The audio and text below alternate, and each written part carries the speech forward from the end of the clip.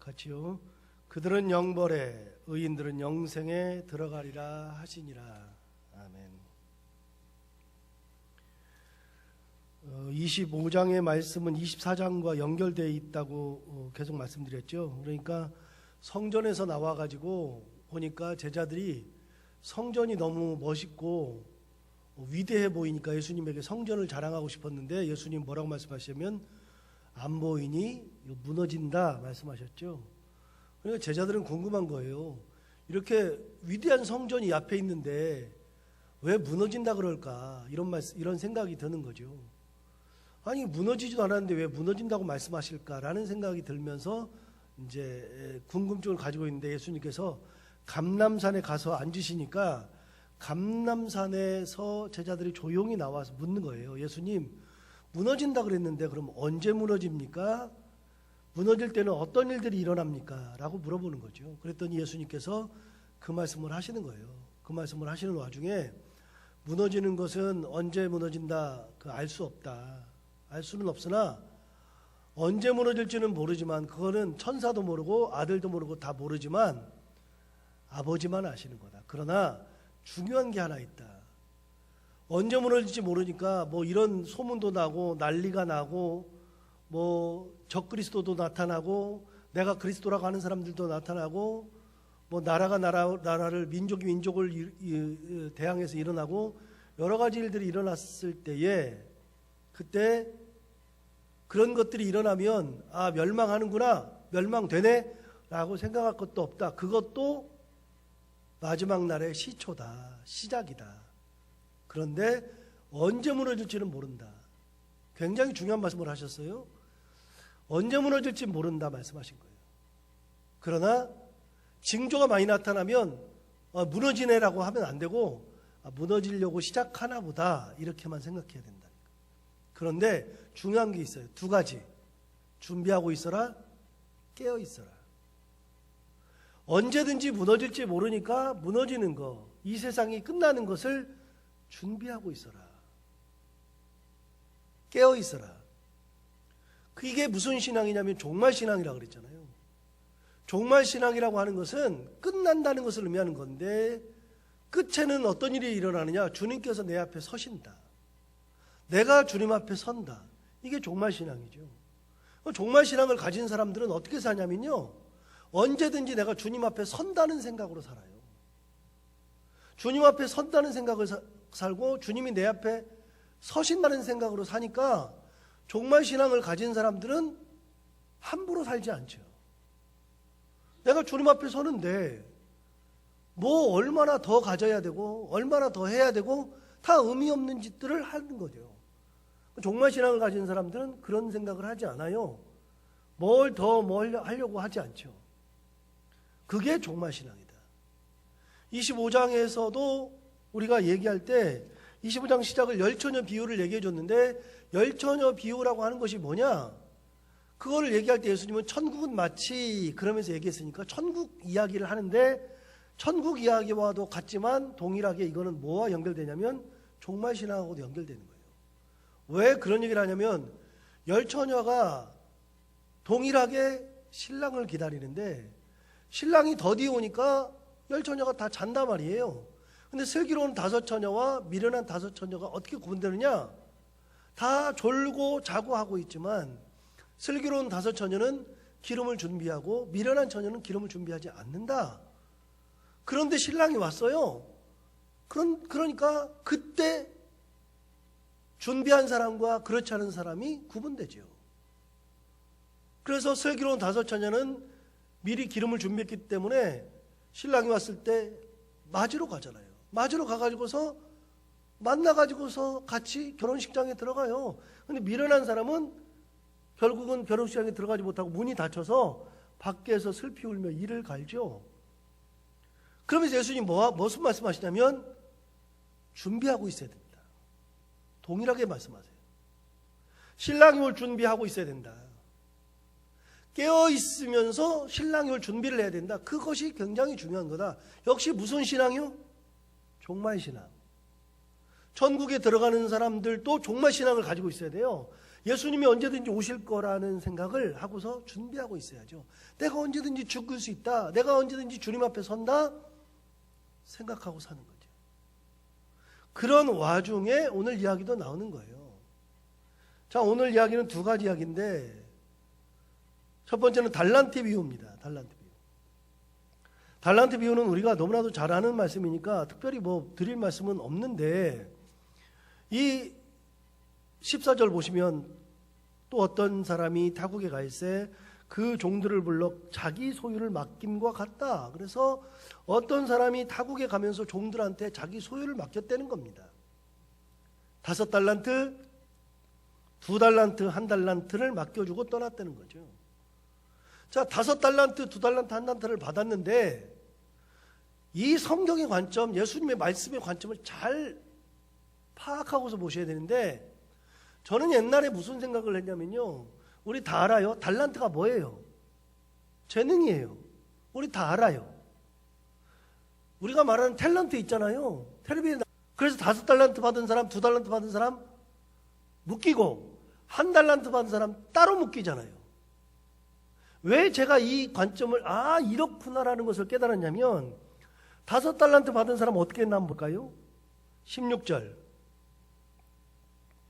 5달란트 받은 자는 바로 가서 그것으로 장사하여 또 5달란트를 남겼어요. 자, 5달란트 받은 사람은 바로 가서 그것으로 장사했고 그것으로 5달란트 남겼어요. 자, 그 비교해서 17절 봐요. 2달란트 받은 사람 어떻게 되냐? 2달란트 받은 자도 그같이 하여 그랬어요. 그같이 했다는 건 뭐예요? 바로 가서 뭐 했다? 장사했다. 똑같잖아요. 5달란트와 2달란트는 똑같아요. 그같이 했어요. 바로 가서 장사하여서 바로 그것으로 장사하여서 5달란트 받은 사람은 5달란트를 남겼고 2달란트 받은 사람은 몇 달란트 남겼어요? 2달란트 남겼죠. 그러니까 여러분 5달란트 받은 사람이 5달란트 남기는 건 당연한 거예요. 재능이 많으니까. 2달란트 받은 사람이 2달란트를 남기는 것도 당연한 거예요. 그 정도의 달란트니까. 중요한 게 있죠. 2달란트 받은 사람도 열심히 하면 몇 달란트가 돼요? 3절을 봐요. 여러분은 23절을 보고 계세요. 제가 21절을 읽을 거예요. 자, 23절을 보고 계세요. 저는 21절을 읽습니다. 그 주인이 이르되 잘하였도다 착하고 충성된 종아 내가 적은 일에 충성하였음에 내가 많은 것을 내게 맡기리니 내 주인의 즐거움에 참여할저이다 하고 어때요? 토시 하나 안 틀리고 똑같죠. 여러분 5달란트와 2달란트 받은 사람들은요 토시가 다르지 않아요. 정확하게 일치해요. 그러니까 왜 이렇게 너는 2달란트밖에 못 남겼냐라고 말하는 게 아니고요. 5달란트 받은 사람은 너는 진짜 잘했다라고 그 사람만 칭찬하는 게 아니고요. 어떤 걸 말씀하시는 거예요? 내게 주신 은혜를, 내게 주신 하나님의 그 은혜를 내가 누리며 하나님의 은혜 가운데 잘 살아가는 것을 하나님은 보신단 말이에요. 많으냐 적으냐는 아무런 문제가 안 돼. 이건 누구 기준이라고요? 사람 기준이라고요. 사람 기준. 사람의 기준은 많이 남겨야 돼. 더 커야 돼. 그런데 하나님은 더 크고 더 많은 것을 원하는 게 아니에요. 어떤 걸 원하세요? 주신 그 은혜를 잘 사용하는 거, 그 은혜 가운데 살아가는 거, 그거를 원하시는 거예요. 이런 거예요. 내게 건강 주셨으므로 내가 이 건강 가지고 하나님의 은혜를 가지고서 이 세상 살아갈 때 하나님의 은혜를 세상에 널리 선포하고 사는 거. 내게 건강 주셨으니 오늘 이 새벽에도 내가 나와서 말씀을 듣고 기도하는 자리에 나오는 거. 내게 건강 주셨으므로 이 건강 가지고 하나님을 위해서 열심히 봉사하며 살아가는 거. 그걸 원하신다고요. 그걸. 내게 재물을 주셨으므로 내가 이 재물을 가지고 하나님의 이 은혜를 세상 사람들에게 널리 선포하면서 살아가는 거. 내게 이 재물 주셨으므로 이 재물로 하나님을 위해서 드릴 수 있는 거. 그런 걸 원하신단 말이죠. 주신 것이 뭐든지 상관이 없어요. 아무런 것 상관없어요. 받은 거 가지고 사는 거예요. 받은 거. 그러니까 남의 거를 보지 말아요. 남의 거 5인지 둘이 뭐 3인지 4인지 보지 말아요. 그 의미 없어요. 저 집이 뭘 타고 다니든 상관하지 말아요. 뭘 입고 다니든지 그거는 의미가 없어요. 나는 내가 가진 거를 누리고 살면 되잖아요. 누리고. 제가 얘기했잖아요. 돈 많으신 분들은요, 돈이 있는 분들은 어떻게 해야 된다고요? 쓰시라고요. 마음껏 쓰시라고요. 괜찮아요. 눈치들 보지 말아요. 왜 눈치 보고 사는지 이해가 안 돼. 할 수 있으면 많이 누리고 사세요. 옷도 사시고요. 뭐 살 거 있으면 많이 사고요. 여행 다닐 거 있으면 다니세요. 남들 눈치 보지 말고요. 그거 가지고 뭐라고 하지 마세요.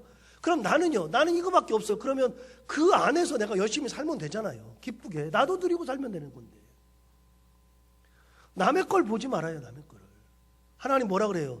5과 2은 똑같다 그러잖아요. 너 왜 이렇게 조금 남겼냐? 그러지 않잖아요. 은혜를 가지고 열심히 살면 그걸로 족한 거예요. 그런데 여러분, 왜 1달란트 받은 사람이 책망받았어요? 이 사람은 적게 남기거나 조금이어서 그러는 게 아니에요. 받은 것 자체가 1달란트인데. 그럼 이 사람은 왜 혼나느냐? 여러분, 그 사장시켰기 때문에 혼나는데, 자 보세요. 이 사람에 대해서 예수님이 뭐라고 말씀하시나 볼까요? 주인이 뭐라고 말하나 볼게요. 26절. 그 주인이 대답하여 이르되 악하고 게으른 종아, 나는 심지 않은 데서 거두고 해치지 않은 데서 모으는 줄로 내가 알았느냐? 그러면 내가 마땅히 내 돈을 취리하는 자들에게나 맡겼다가 내가 돌아와서 내 원금과 이자를 받게 하였을 것이니라 그랬어요. 그러니까 여러 가지 얘기를 했는데, 자 21절 23절 보시면 아무데나 봐요. 21절이나 23절이나 아무데나 봐요. 그 주인이 이르되 잘하였도다. 그 다음 뭐라 그랬어요? 착하고 충성된 종. 그런데 1달란트 받은 사람한테 뭐라 그랬냐? 26절. 그 주인이 대답하여 이르되, 그 다음 뭐라고요? 악하고 게으른 종이에요. 주님 오셨을 때, 우리 심판하실 때, 우리 앞에 딱 서셨을 때 뭐라 그러시냐면 악하고 게으르다고 하시거나 착하고 충성된다고 하시거나. 자, 이제부터는 답이 딱 나오죠. 크고 작은 건 누구 기준이요? 사람 기준. 많고 적은 건 누구 기준이요? 사람 기준이에요. 하나님은 그걸 보지 않아요. 아무리 많아봐야, 제가 말씀드리잖아요. 사람이 돈이 아무리 많아봐야, 예를 들어서 헌금을 내가 막 엄청나게 하면은 하나님이 예뻐하시느냐? 물론 그렇죠. 마음을 받으니까. 그거 뭐 쉬운 게 아니니까. 그런데 여러분, 그걸로 하나님을 만족시키지 못해요. 왜? 하나님은 그 돈이 많다고 생각하신 적이 없어요. 왜요? 하나님은 천지 만물의 주인이에요. 내가 가진 것도 하나님이 다 주시는 거예요. 여러분, 하나님은 거지가 아니거든요. 그걸로 만족이 안 돼요. 그러니까 예수님이 비유해 줬잖아요. 어떤 사람이 엄청 이렇게 돈을 헌금을 해요. 과부는 2랩 돈을 낸다고, 20원 낸다고, 20원. 제자들한테 물었어요. 야, 누가 돈 헌금 많이 했냐? 그랬더니 제자들이 그러잖아요. 저기 저 사람이 많이 했는데요. 아니다. 저 과부가 더 헌금 많이 했다. 여러분, 우리 기준은 저 사람이 많이 했지만 하나님 기준은 저 사람이 아니에요. 누구예요? 있는 중에서 마음을 다해서 드린 사람이 많이 드린 거예요. 우리가 그 많은 걸로 하나님을 만족시키지 못해요.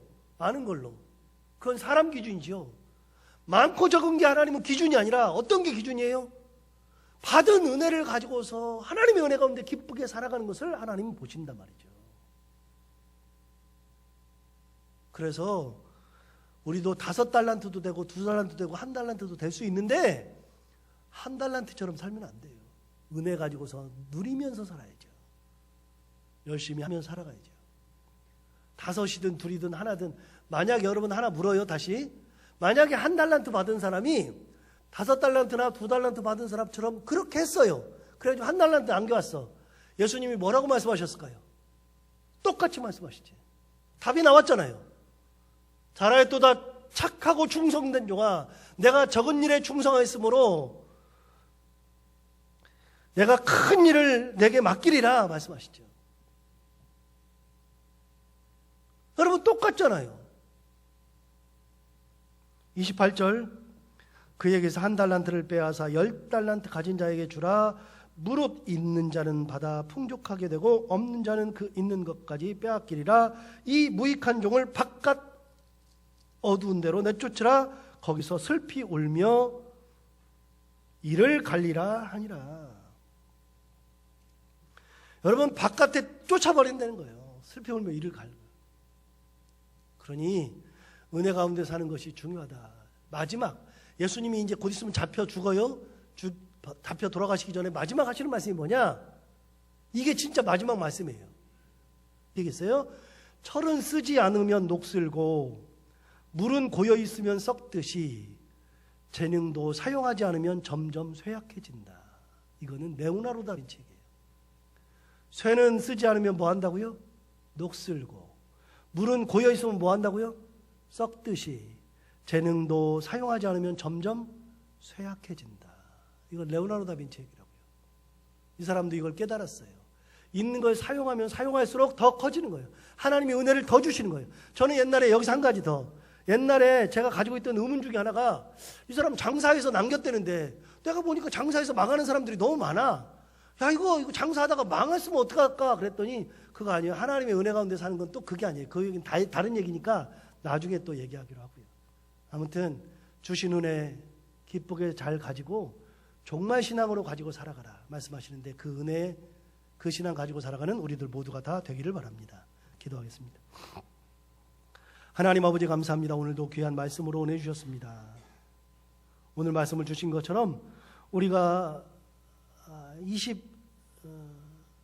24장부터 계속해서 나오는 이야기지만 정말 신앙을 가지고 살아갈 수 있는 준비하고 있고 깨어 있고 은혜를 누리고 살아갈 수 있는 그런 믿음의 사람들이 다 되게 하여 주옵소서. 우리는 다 그릇이 다릅니다.